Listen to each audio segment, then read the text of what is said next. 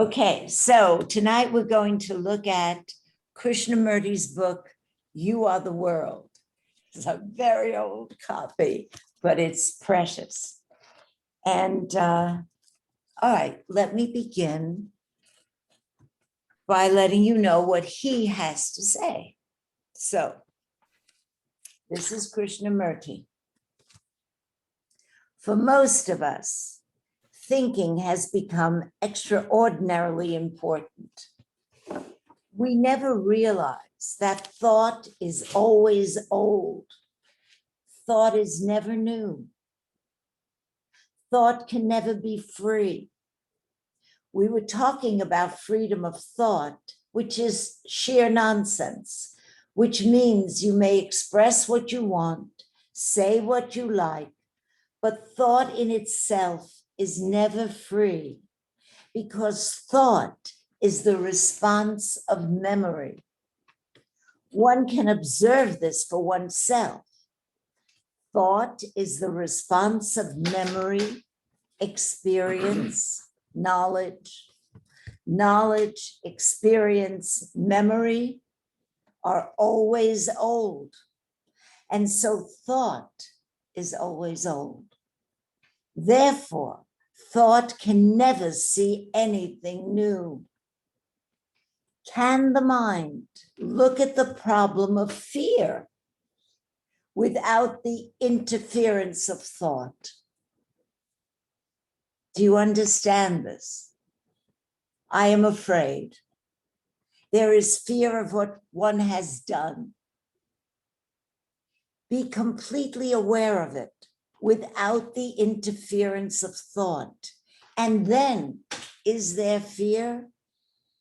As we said, fear is brought about through time, and time is thought. This is not philosophy, not some mystical experience. Just observe it in yourself.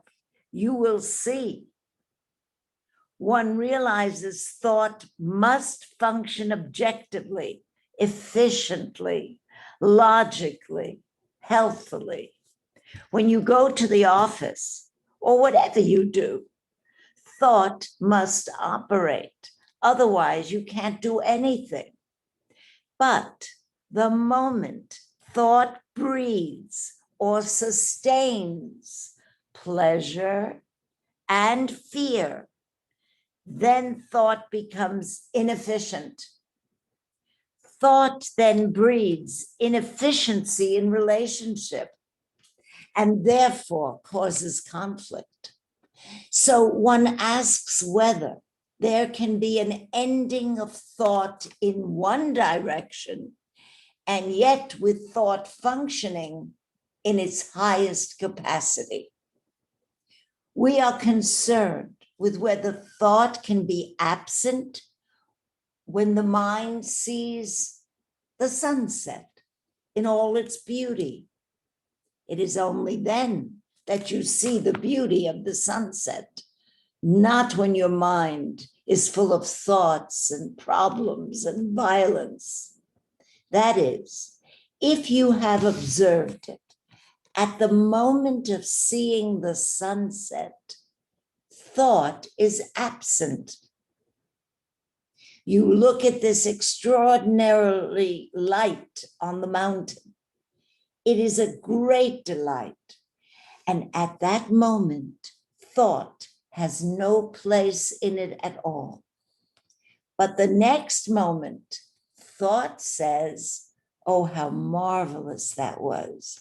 How beautiful. I wish I could tell my friends what a lovely thing it is. Or thought says, I would like to see that sunset again tomorrow. Then thought begins its mischief, because thought then says, tomorrow I will have that pleasure again. And when you don't have it, there is pain. This is very simple. And because of its very simplicity, it gets lost. We all want to be terribly clever. We are all so sophisticated intellectual. We read such a lot. The whole psychological history of mankind, not who was king and what kind of wars there were and all the absurdity of nationalities, is within oneself. All the psychological history of mankind is within oneself. When you can read that in yourself, you have understood. Then you are a light to yourself. Then there is no authority. And then you are actually fine.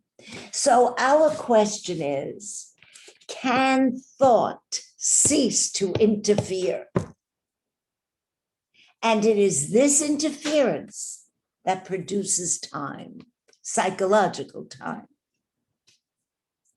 Do you understand this? Take death.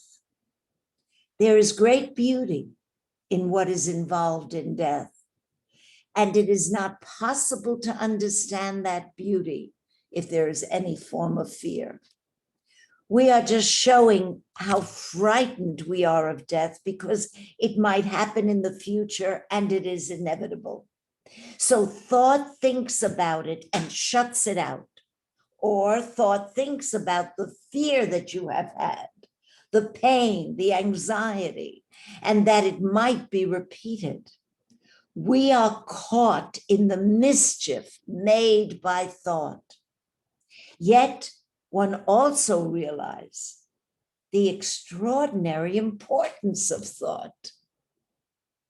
When you go to the office, when you do something technological, you must use thought and knowledge, seeing the whole process of it from the beginning of this talk till now, seeing the whole of that. One asks, can thought be silent? Can one look at the sunset and be completely involved in the beauty of that sunset without thought bringing into it the question of pleasure? So now the question is, how is it possible to look at the sunset without thought weaving round it pleasure or pain? Can one look at this sunset with such attention, with such complete involvement in that beauty, so that when you have seen that sunset, it is ended and not taken over by thought as pleasure for tomorrow? Now, you know, he's talking about seeing the sunset, but this goes for whether you're seeing another person, whether you're seeing a relative, whether you're seeing a painting, whether you're seeing your work. The question here is it possible to see with such involvement, with such attention, that thought doesn't interfere? So he says, to watch the sunset without the interference of thought demands tremendous discipline, not the discipline thought demands, not the discipline thought demands, tremendous discipline, not the discipline of conformity, not the discipline of suppression, not the discipline of control. The word discipline means to learn, not to conform, not to obey, to learn about the whole process of thinking and its place. There is learning all the time, but when that learning becomes a means to the accumulation of knowledge, then it is quite a different thing. That is, I have learned from past experience that fire burns. That is knowledge. I have learned it, therefore I don't go near the fire. I have ceased to learn.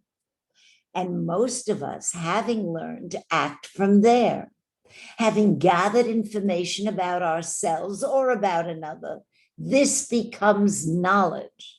And then that knowledge becomes almost static. And from that we act. Therefore, action is always old. So learning is something entirely different. So this is interesting here because he's saying the same thing, I learned that fire burns, but also we have experiences with each other.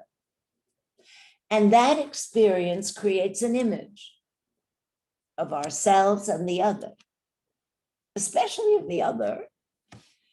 And now we feel we have knowledge. I know you. And so we never see anybody, the other person, really totally new. With knowledge, we have relationship with people so figured out that we don't let anyone really be new.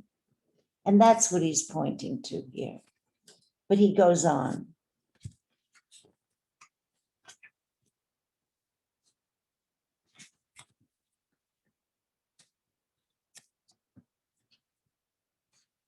Well, actually, somebody asks him a question. This is the questioner. What is one to do when one notices the sunset and at the same time thought is coming into it? Well, what is one to do when we're noticing a sunset or another person or whatever it is, and now thought has entered into it? Krishnamurti says, what is one to do? Please understand the significance of the question. That is, you see the sunset, thought interferes with it, and then you say, what is one to do? Who is the questioner who says, what is one to do? Is it thought that says, what am I to do? Do you understand the question? Let me put it this way. There is the sunset, the beauty of it, the extraordinary color, the feeling of it, the love of it. And then thought comes along, and I say to myself, here it is. What am I to do? Do listen to it carefully. Do go into it. Is it not thought also that says, what am I to do? The I who says, what am I to do, is the result of thought. So thought, seeing what is interfering with this beauty, says, what am I to do? Don't do anything. If you do something, you bring conflict into it. But when you see the sunset and thought comes in, be aware of it.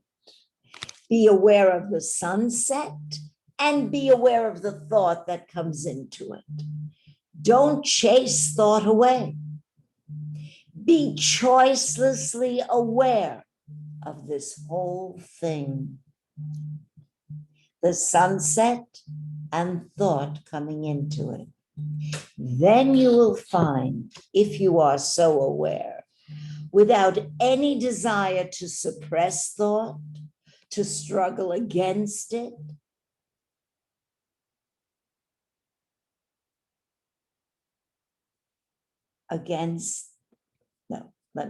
then you will find, if you are so aware, without any desire to suppress thought, to struggle against the interference of thought, if you don't do any of those things, then thought becomes quiet, because it is thought itself that is saying, what am I to do? That is one of the tricks of thought. Don't fall into the trap, but observe the whole structure of what is happening.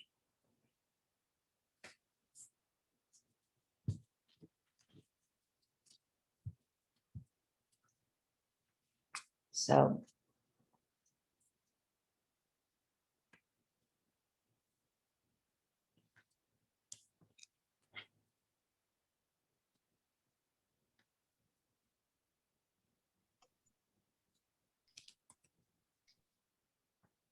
we've learned from infancy, really, to interpret thought.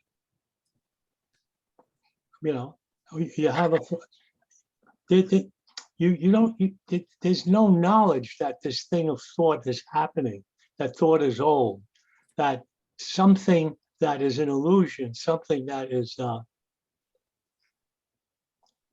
an image, the I, the me, that's been fed, that's been created by thought, is what's governing all of this. We don't know that.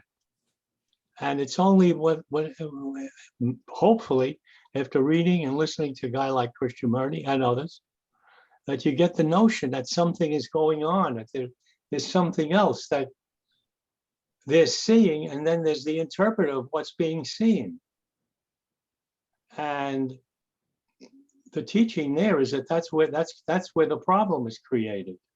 That's where the conflict comes in, and that's where, you know, suffering and all the rest of the negative stuff comes in. So yeah, this is brilliant. I mean, this is beautiful because it gets to the root of it. It's not an idea, it's not a thought, it's not God, it's not some theory or something. You can see it yourself. You can see yourself thinking, and you see how the chatter begins. There's a moment where there's the seeing, and then, I don't know, a split second or whatever, there's the thinking, and the thinking starts when the chatter begins. yeah. Now you're going to define what you saw, but it can be a real struggle because that's the way we grew up. Well, it's also he's also saying that thought, which is an attribute of consciousness, right, a faculty of consciousness. He's saying that thought at some point identifies with itself and creates the me, the I. That is the me. Right. That is the me. This cognitive capacity of the intelligence capacity of consciousness, which streams as thought, so to speak, right? It identifies itself and creates a separate entity. Yeah. Where I am the thinker. Yeah. And that happens at a very early age. There is a point in our development when we don't do that. We're always in the moment. We're always in the now. But little by little, we're taught to disassociate this with you, who's this Hugo? And at some point, you start to make that distinction between, you know, what's happening and defining it, and all of a sudden getting an idea that you're something that you don't see. It's been handed to you. You're told you go. You don't create you go. You're told this is created for you. And as you go through living, this is where you live your life through the lenses of this thing that's created. And of course, it's all conditioned viewing and so on and so forth. And you know, the problems arise because as this thing develops, you're not able to see reality. You're not able to see truth, if you will. You're seeing things through the conditioned lenses of your memory. Yes. And so anyhow, I think this is brilliant. This is the core of this whole thing. Oh yeah. This is it. Right. I was looking for a definition of thought, you know, for Krishnamurti, and I looked this up on the internet. It said, very simply put, thought is the response of memory, the past. Correct. Right. So this is the question I have. If thought is a response to memory, then basically, how do you ever experience anything new? In other words, if thought is so Krishnamurti doesn't include perception. That's not included in thought for Krishnamurti. So in other words, he's saying you can see a sunset without thought. But Yes. that's not the way the non-duality, the vrittis, they have this idea of vritti, which is basically the thoughts, what thought is in non-duality, and they include those. I mean, within those are perception. There I guess there's like 5 of them, so for me, the thing is with Krishnamurti, he has thought, and then he has these other things like perception, these other things that are happening. And he's basically saying thought can never be new. Thought is always an experience, is always a response to the past, which if that's the case, then that means man can never bring in anything new through thought. But wait, but remember, I think he's saying the thought about the me is never new. Right. But that's not what he's saying in this definition that I found. It's an ending thought. Well, but remember here, Yeah, he separated said here. he separated it, and he did say, where did he do that? okay, let me find it. In something that you just read? Yeah, he did say, oh, he does say, who is that you? In other words, it's almost like we're living inside a parenthesis. And inside that parenthesis is this me, is thought as me, as consciousness.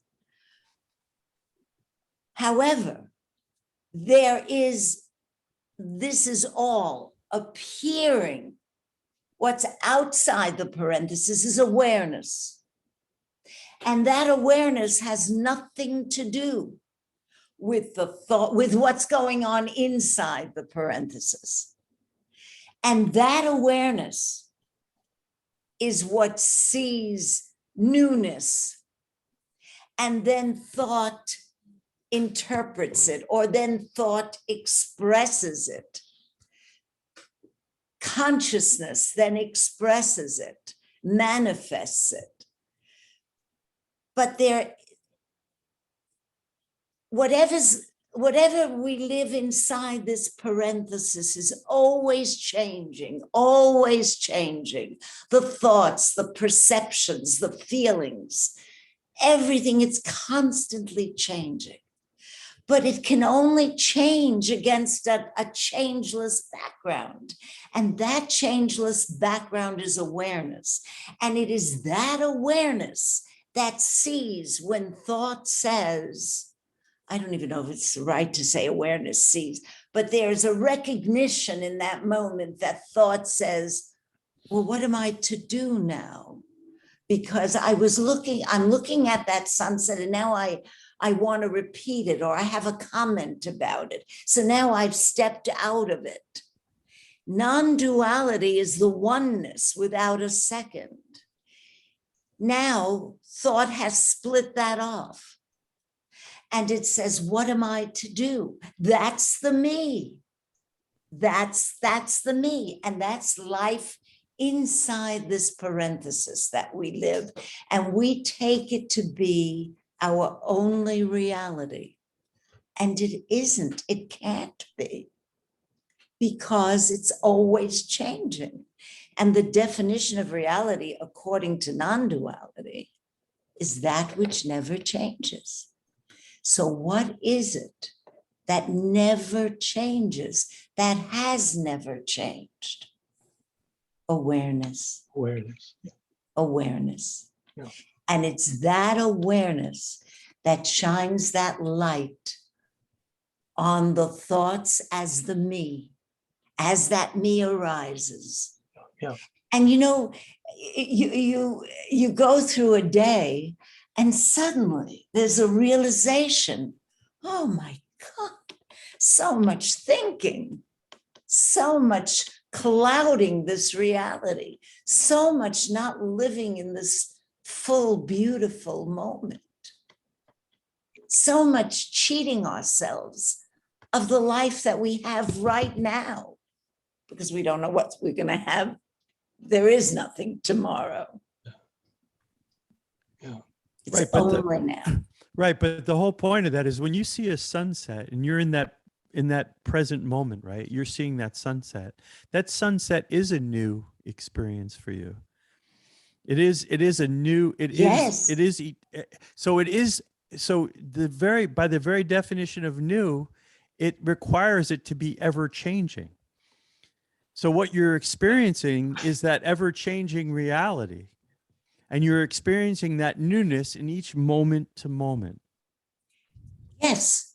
And what is it that's experiencing that? The In self, what the is self it? with a capital S. That's right. And I what mean, is, I think he's made it much more complicated than it is. I think it's just Maybe. simply the egoic self, the me, Mhm.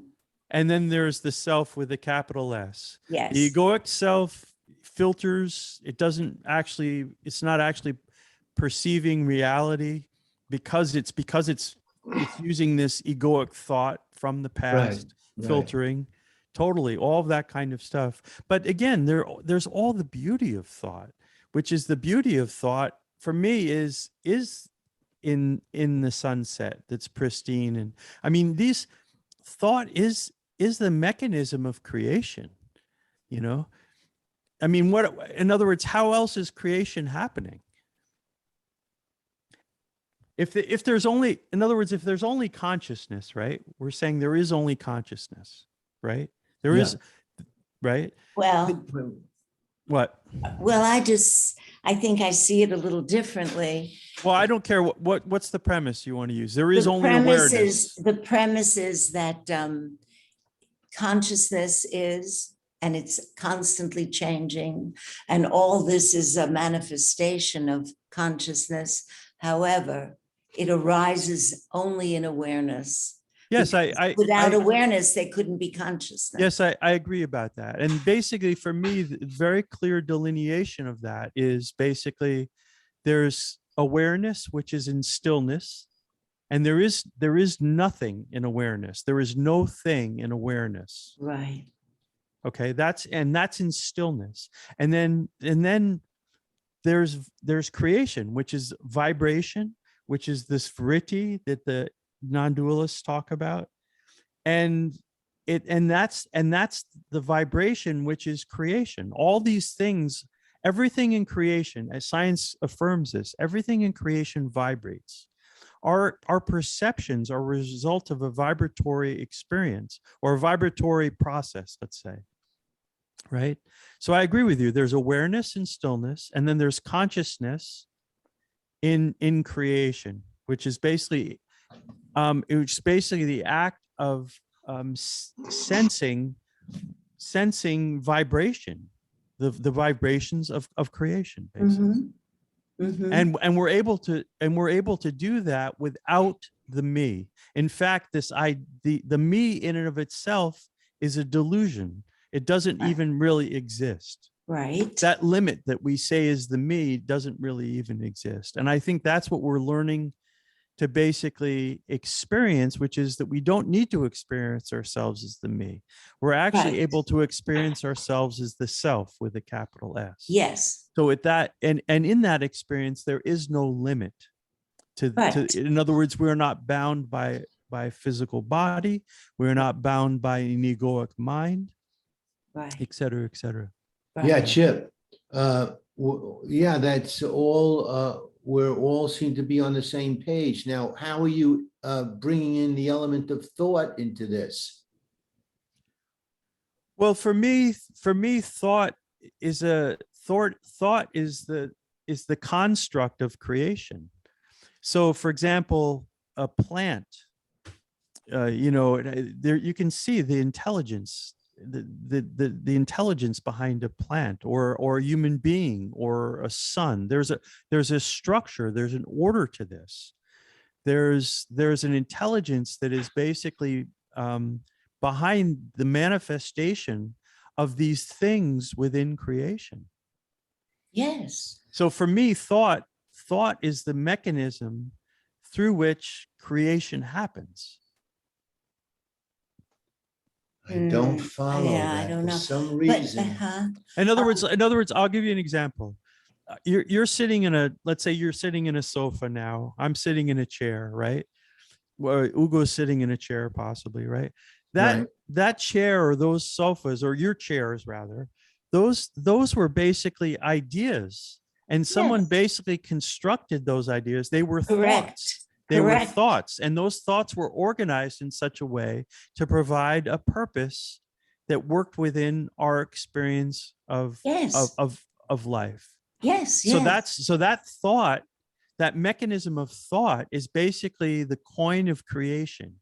It's the mechanism through which creation happens.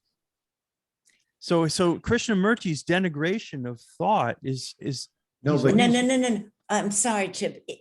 He's differentiating. he's denigrating the thought. that- Psychological thing. Yeah, yeah, but we he's not, go, but he's right. not, but he didn't say that in all this. He's talking about, Yes, I he think didn't say psychological thought in I any think of he this. did. He does say it in let other me, books. let me just, I don't know. Clearly, he clearly delineates that Let in a me number of see. his writings. Well, it's not in what I think what Evelyn just read. I didn't. It may not, I don't know, I've read so much of him. Yeah. I may And have also, read it, and but- also, and also, like I said, in this but- ending thought book that I'm taking this quote from, it just says, very simply put, thought is the response of memory, the past. Oh, just a minute. Yeah. I'll look. Keep Yeah. talking. No, that's okay. I don't need to. I'm talk. gonna look. So one, all right, so one asks whether there can be an ending of thought in one direction, the psychological, Hold on. but and back yet up with thought before- no, functioning but, in its, okay. The point where he said he mentioned that goes in a different direction. I think it was in this paragraph here. Oh, okay, Evie, do you think it's in this section that you just read to us? I thought it Yeah, was, I No, but that's I, okay. I'm gonna search. I have it up, the book up. I'm gonna look for oh, psychological. good. Chip, I'm on page, I started on Yeah, page 53. 52. 52. Yeah, got it. Yeah, I'm gonna look. Because where was the first mention of a direction? Was that the first time he used? It's, thought is the response of memory, knowledge. Therefore, thought can never see anything new. Can the mind look at the power? Wait a minute, this is not philosophy. But the moment thought breeds or sustained from fear in relationship, there's a conflict. When you see, I was sure he said it, thought, how marvelous thoughts. I'm just trying to figure out how to spell psychological. So I'll be a moment anyway. I had to look it up. On Google. So Can thought cease to pathetic. interfere? Can one look at the question of pleasure, right? So As now- an aside, in yeah, the book of Choiceless Awareness, yes. he's got a chapter on consciousness, thought, and time that I think goes into it a little bit more. If somebody's interested. Yeah, the first place psychological comes in is on page 70. 70? Yeah. But I thought I read it, but look, I Smaller. thought that's all right. Let me look at a smaller part of the word, maybe.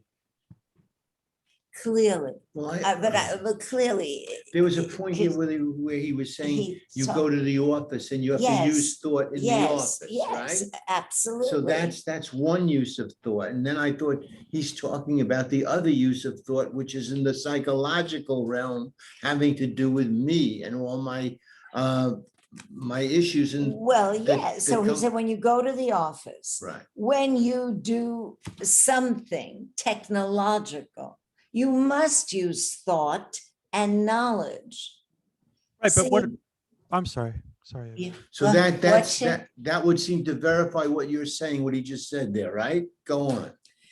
You must use seeing the whole process of it from beginning of to seeing that one can ask, can thought be silent? Can one look at the sunset and be completely involved in the beauty of the sunset without thought bringing into it the question of pleasure?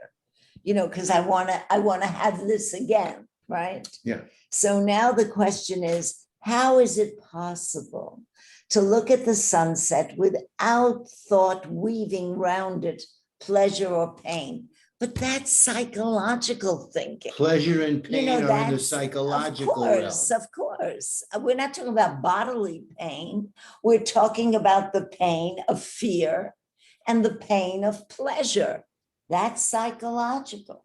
Yeah, and he makes this in a number of statements throughout.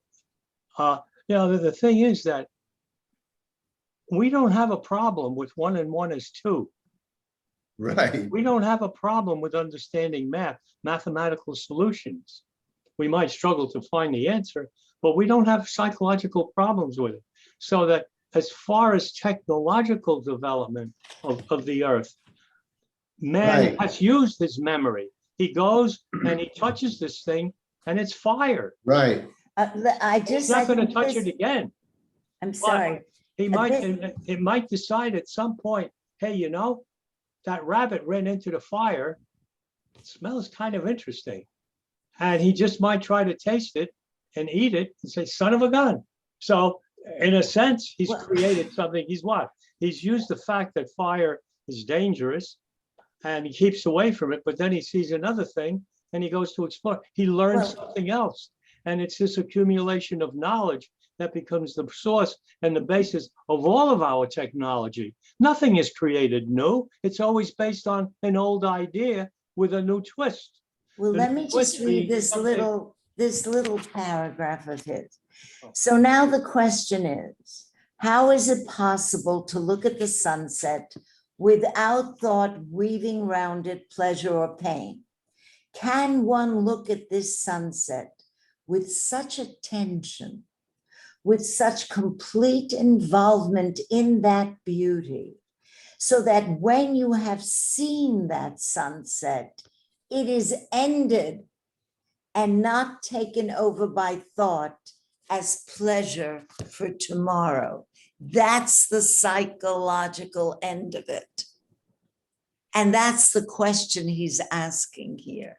He's saying, yes, we need thought, obviously, technologically and mathematically. And well, yes, thought is important. Have to remember how to get home. Yes. However, what we have done is, and that's what he calls the mischief of thought, is we have identified who and what we are with psychological me thinking. Yeah, I totally. And that's where we That's get not- into that's not trouble. What? So Chip, so again, I don't see the connection that you're making between thought and creation. I mean, thought certainly was involved in the production of the material world that surrounds me here in my home. But was thought involved in the creation of the universe or the sun? I think so. I think so. To me, all of creation is indicative of an underlying intelligence. What is that intelligence? But that's an idea. It's the self. It's But the that's self an with a idea. capital S. So That Walter, you're- Hold Go on. ahead, So an underlying intelligence. I'm willing to go that far, but I wouldn't describe that intelligence as thought. I'm not saying I'm not saying it's thought. I'm saying an attribute of it is the ability to think. In other words, if you look at, let's get back to the chair example. Ugo, you're saying nothing new ever happens, right? Thought is a responsive memory to the past. Well, was there a point in our history where there was the first chair made? I mean, did that happen at some point? but is that really an important question? Well, it is, ask? Ugo. Just to humor me for 1 second. Is it Okay. possible? Can we agree that at some point there was the first time a chair was made on the planet? Of course. Mhm. Okay, if that's the case, then that means that was something new, right? That was the first time that chair was made. And that chair was made using the facility of thought. But before the facility of thought, there was that intelligence Yes, absolutely. that that knew that, I don't know how to say this, but Vision, there was it- that intelligence. Absolutely. And that intelligence then may have used thought Yes, to manifest the chair. absolutely. I But it- totally agree with you. Okay. But the chair didn't create the thought. No, I'm I not mean, saying. thought didn't create the chair. But I agree exactly with what you said, Evelyn. It's exactly it. It's the self utilizing the faculty of thought Yes, to bring a chair into being. that's Look, right. we're working. You know, it was a spaceship to go to the moon. I mean, there are things we're Yes, using, and of also course. I don't want to denigrate thought, because it's also for the symphonies. It's also for music, or for painting. It's also for poetry. I mean, all these beautiful experiences of our life are brought about through the faculty of thought. But I Even think, Walter, that even this book that we're reading, right? I mean, what is he communicating to us? He's communicating to us through the medium of thought, right? Can we agree on that? Yes. but I don't think that Krishnamurti is denigrating thought. I think what he's trying to establish a difference between psychological thought and mechanical thought. That's right. And he clearly understands, he clearly differentiates this. In some of his readings, he goes on to describe how looking at the sunset and not getting into chatter about it, what's the dilemma there? What's he trying to tell us? He's trying to tell us that it's fine to look at the sun and see it and absorb it and so on and so forth. But once we introduce it into thought, then thought starts to play around and says, boy, I'd like to see that tomorrow. That was beautiful. I want to see that again tomorrow. And it starts to kindle desire. And Yes, desire is a tremendous mischief maker in our makeup, because that causes a great deal of suffering. And that's just part of it. And then he goes into other things about how thought can create fear. And that's at the basis of all of our problems. But that's those are psychological problems. that's I So agree, Ugo. And can we agree that basically psychological thought is where the creation of the ego comes from? Is that what you're talking about? psychological thought is the me. Is the me. So the me is also created by something, right? it's created by our conditioning. It's created by the environment that you grew up in, that I grew up in. At some point, I'm no longer left to my what I want to do. This, that, and the other thing. I'm told, don't do this, don't do that. I'm being conditioned to a whole environment of how I should behave. And as that's happening, I'm introduced and I'm indoctrinated into thinking that I'm something other than being in the moment, that I'm a ego, that I'm a this, that I'm a that. You're not born with an ego, it's created. This is the thing that I think is difficult. I have another friend of mine who we go round and round on this thing. And, as far as I'm concerned, my understanding is that this is something that's developed. This sense of a separate self. You see, you hear, you smell, you taste, you feel, but it goes beyond that. We're taught to interpret it. It's you go sees, you go smells, you go feels. You don't need that. And it's that separation from the fact that's happening, and the fact that's happening, it's not distorted by a previous memory of what it should be. It's the raw thing happening. That happens, but then it's interpreted by the observer. Yeah, I think there's another aspect to it too, Ugo, Okay. which is basically the fact that we're individual operating units. So in other words, for most of us, our experience of the world happens through the faculty of our bodies, our body minds. And so you're saying we're experiencing stuff through our five senses, but typically our experience through the five senses comes through our connection of a body and mind. So it's a natural conclusion for us to draw, which is that basically we are separate. Because if I want to get up, sit up in my chair now, or walk out of the room, I can do it. So I mean, I think part of this is our evolution as beings, or as whatever you want to call it, as the self. Our evolution is the self, to recognize that yes, we start with an awareness of a body, we expand it to the awareness of the mind, and then we expand it to the awareness of the self, which is basically what we all are. But I think in order to actually experience the self, we need to recognize that we in fact do exist beyond the bounds of the physical body, and beyond the bounds of the separated mind. Well, but I have a problem with when you say experiencing the self, capital S. I don't think you can experience that. No, you can't. That's And right. Well, that's because Krishnamurti's tainted your idea about what the word experience means, you know. So I'm using the wrong word, because Krishnamurti said experience has to be from memory. What I'm so But you can't experience. It can't be an object. The self with a capital S is not an object that one experiences. yeah. See, that's how can that be? Well, see, that's the thing, because you were talking before, we were talking about awareness, and then awareness moving into the realm of creation, consciousness.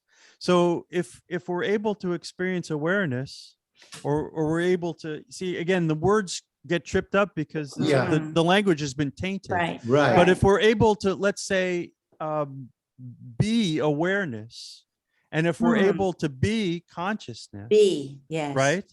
Yeah. Then through the experience of being consciousness, we can also be we can have the experience of being a human being. We can have this experience. We are in fact having this experience, but the experiences of us being a human being doesn't limit us to having to stay simply within the confines of this mind body. No, of course. Well, that's where the identity, what we identify ourselves with. Exactly. Exactly. The problem is language. The language that we have, it's difficult to talk, and it's very difficult, like I said, within the realm of Krishnamurti, because he's said things, we've talked thought and experience. And when I'm talking about experience, I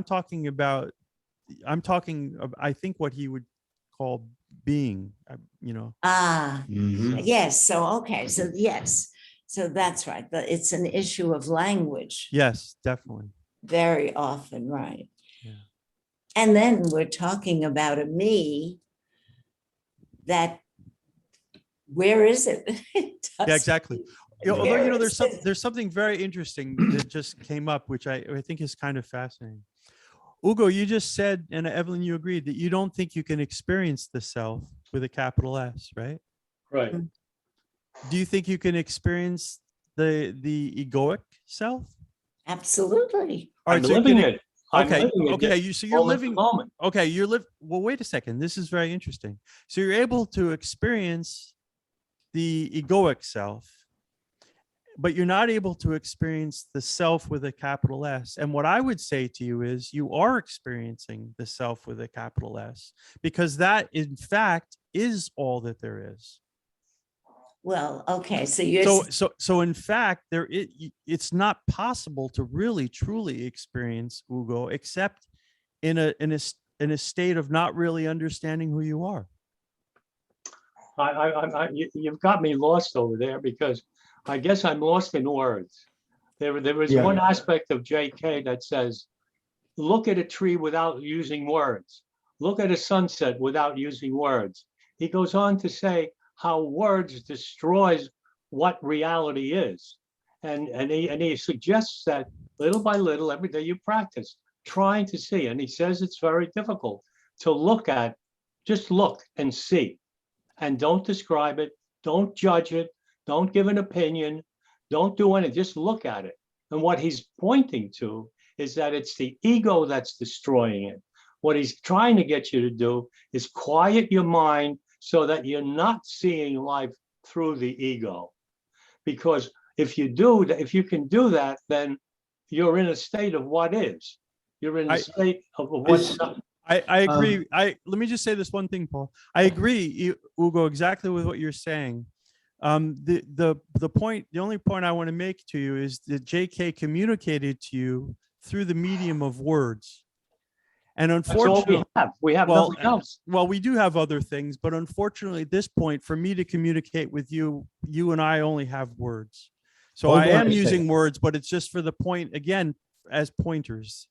So when I sit on my couch in my living room and my mind runs to the future and creates scary thoughts, and I suffer from anxiety, I'm having an anxious experience. Right. When I sit on my couch and there is no movement of thought, none whatsoever, and the mind is not chattering, and I'm in awareness, I'm being. Am I having an experience? No, That's the difference, I think. no. Well, again, That's who you are at that moment. again, you see, I use the word differently. I use the word experience differently than you guys do, but I understand what you're saying, and I totally agree with what you're saying. Okay. I mean, for me, when I use the word experience, I'm using it also as synonymously with being, but I understand your point. And Okay. I understand the differentiation that you're Good. making, Paul. And I think the differentiation you're making is valid and important and accurate. Okay, well, on that note, let's stop. And let's stop at the moment of agreement, and we'll tease out next time this subtle difference. Oh, shucks. Let's put another quarter in the machine. Yeah, right. You know the thing I wish, could I just say one thing for Sure. at some point, I wish we could really clearly define this word thought and contrast. Like I'm saying, I'm looking at Krishnamurti versus the Vedantic stuff and these vrittis, VRITTIS. Yeah. Mm. And I think because I think it's very interesting because the vrittis include in it, basically perception. Anyway, we could talk about it next time, but Okay. I would like to do that at some point because I think that would help us to clarify our conversations. Read All right. choiceless Fine. awareness. Choiceless awareness. Read choiceless awareness. Read choiceless awareness. Choiceless awareness. JK. Okay. Thanks, guys. Thank you so Thank much. you. Okay, Thank bye-bye. you. Bye. Grazie mille. Ah, Buonanotte, ragazzi. buonanotte. Buonanotte. Buonanotte. Buonanotte.